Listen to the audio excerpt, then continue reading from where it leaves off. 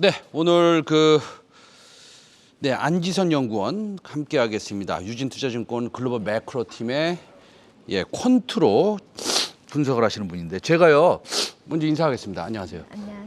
이 봄이 오니까 네. 꽃가루가 많이 날리잖아요. 네. 그래서 이게 꽃가루 알러지가 있어서 네. 지금 방송 생방송으로 진행되는데 제가 지금 코를 훌쩍거리고 있어서 우리 시청자 여러분들한테 죄송한 말씀입니다. 최선을 다해서 진행을 한번 하도록 하겠습니다. 자, 어저께 미국 시장이 말이죠. 사실은 금리가 좀 많이 올랐어요. 10년물 네. 금리가. 그다음에 성장주도 오르고 네. 에너지 관련주도 올랐어요. 네. 그러면 좀 이상한 거 아니에요? 어떻게 네. 생각하십니까? 네, 근데 금리는 좀 이제 매파적인 긴축 우려 속에 약보합으로 마감을 하긴 했는데 금리가 급등하는 과정에서 금리랑 배당 수익률 간, 그러니까 금리랑 주가 기대 수익률이라고 하죠. 그런 기대 수익률 간 격차가 좀 감소한 데 집중을 한 것 같아요. 그래서 주식 시장이 상대적인 매력이 낮아진 것으로 보이고 오히려 공격적으로 위험한 자산에 속하는 주식의 비중을 늘리기는 좀 부담이 있는 상태인데, 이제 방어적인 주식, 그 배당주 위주의, 그러니까 전통적인 방어주라고 하는 그런 보수적인 접근이 가능한 그런 주식들의 하락세가 쏠리는 모습을 보였습니다.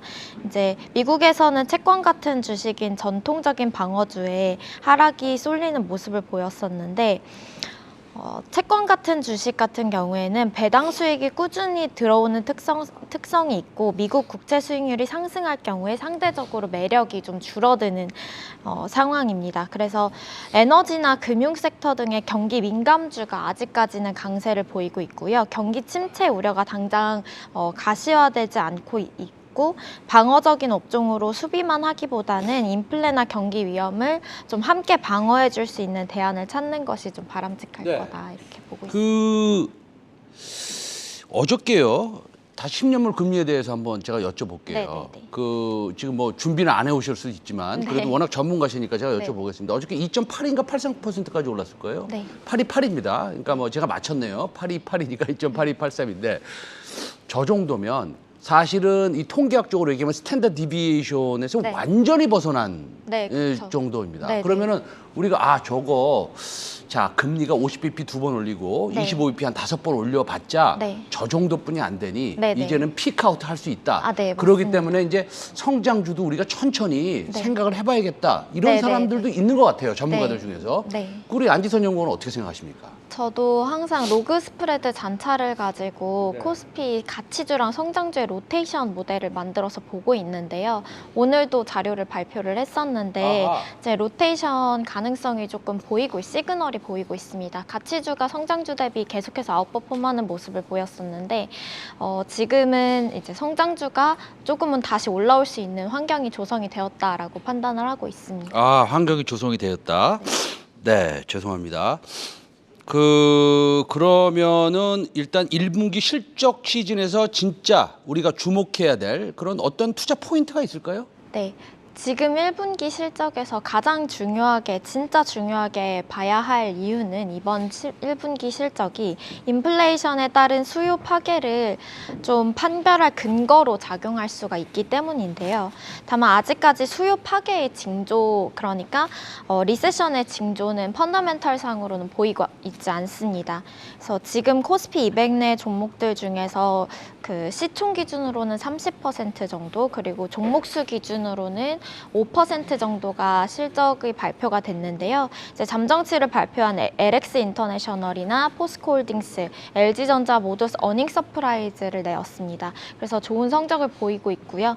그래서 아직까지는 수요 파괴의 징조를 보이고 있지는 않지만 지금 이것이 수요 파괴의 징조가 된다면 조금 위험할 수 있는 상황이라서 지금 아주 초반이거든요. 실적이 발표되는 아주 초반이니까 한 50%, 70% 정도까지 발표되는 이 추이를 좀 지켜봐야 될 것 같다고 판단을 하고 있습니다. 자, 제가 엉뚱한 질문 하나 드리고 싶습니다. 왜냐하면 우리가 미국 시장을 보면요. 실적이 잘 나오면 대부분, 항상 그런 거 아니지만 네네. 거의 뭐 느낌상으로 90% 이상이 네. 그다음부터 올라가요. 네, 맞습니다. 실적이 잘 나와서. 네.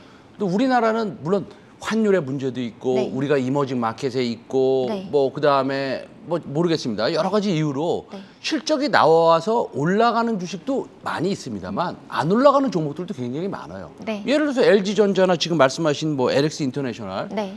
뭐 나쁜 모습은 아니지만 네.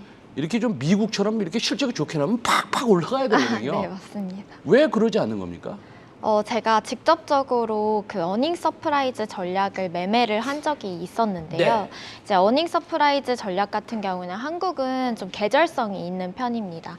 네, 1분기, 3분기만 조금 맞는 편이고 2분기, 4분기는 특히 4분기는 빅베스라고 해서 추정치가 많이 하향되는 경우가 보너스도 네. 많이 주고 네, 그다음에 충당금도 우리 생각보다 네. 많이 쌓고 이런 경우 네, 있죠. 그래서 4분기에는. 추정치랑 확정치랑 너무 차이가 많이 나기 때문에 좀 잘 맞지 않는 경향이 있고요.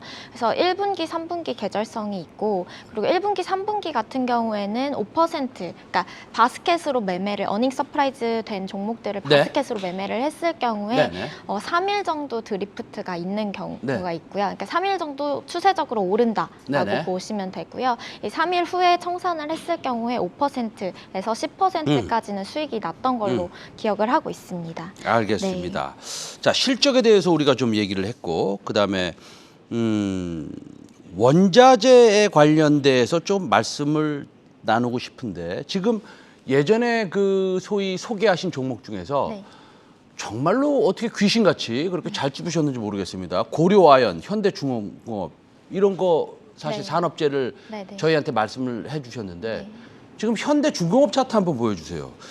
아니 시장은 저렇게 나쁜데 왜 현대중공업 차트만 저렇게 올라가고 있는지 역시 주식은 잘 골라야 될 것 같아요. 네.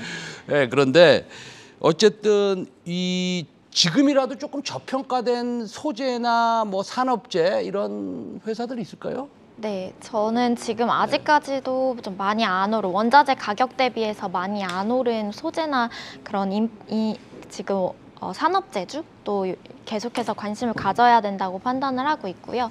그리고 현대중공업 같은 경우에는 지금 외국인 순매수세가 계속해서 이어지고 있는데 현대중공업은 제가 추천을 드렸던 이유가 MSCI 편입 이슈가 있었기 때문에 추천을 드렸었는데 지금 한 달 전부터 대응을 하시면 조금 수익이 좋을 거다라고 판단을 했었는데요. 마찬가지로 지금 발표가 5월 15일 정도 나니까요. 지금 한 발표일까지 그래도 한 20일 정도의 기간이 남아 있어서 지금 최근에 굉장히 많이 올랐지만 조금 더 오를 가능성이 있다라고 보여지고 있고요.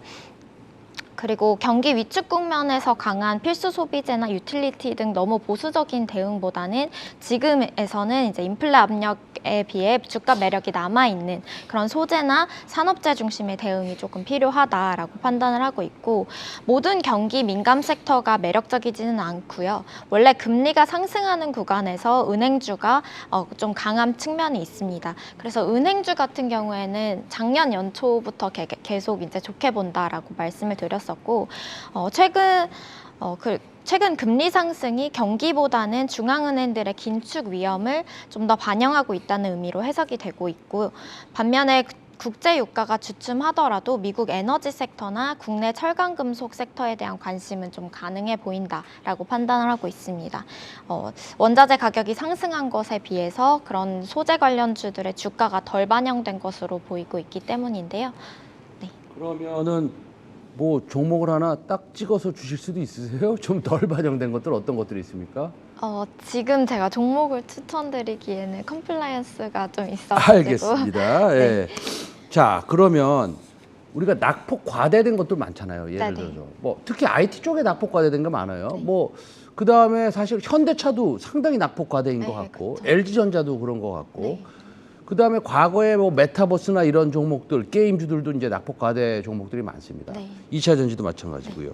자, 아까 이제 우리가 대화를 나눴고 2.83%까지 올라갔고 10년물 금리가 이게 이제 피크아웃 될 수도 있으니까 우리가 천천히 그러면 그런 낙폭 과대 종목군 중에서 네. 조금 성장주이면서 실적이 실질적으로 찍히는 좀 퀄리티 주식을 천천히 봐도 되겠습니까? 어떻습니까? 네, 맞습니다. 네. 저도 아까도 말씀드렸다시피 이제 지금 시그널이 좀 보이고 있다. 로테이션 시그널이 성장주로의 로테이션 시그널이 보이고 있다 말씀드렸고요.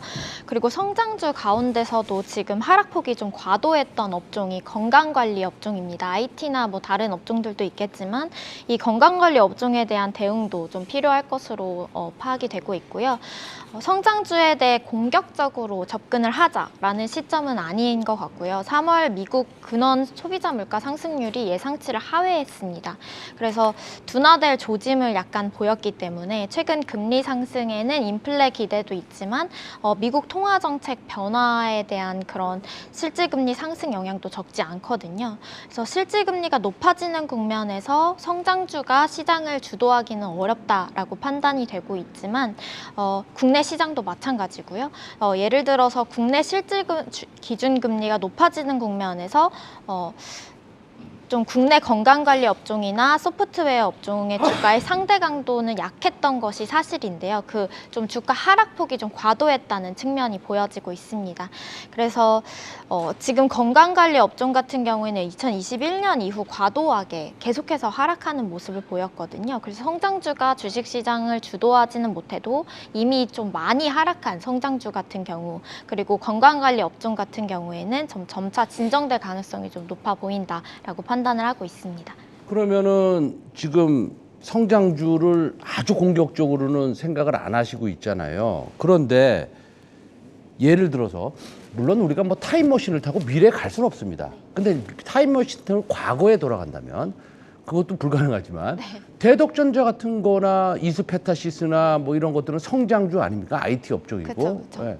그런 종목들은 엄청나게 올랐어요. 네. 근데 그런 종목들을 우리가 좀 골라보면 되지 않을까요? 그렇죠. 실적이 좀 뒷받침되어, 그러니까 대덕전자 같은 경우에도 되게 펀더멘탈이나 ROE가 굉장히 좋다고 말씀을 드렸었잖아요. 그래서 퀄리티, 그러니까 이익이 ROE 비중이나 이제 가장 쉽게 볼 수 있는 게 ROE 같은 그런 개념인데 그런 이익의 퀄리티가 좀 좋은 주식들은 굉장히 이제 상승 여력이 좀 있다라고 볼 수 있습니다.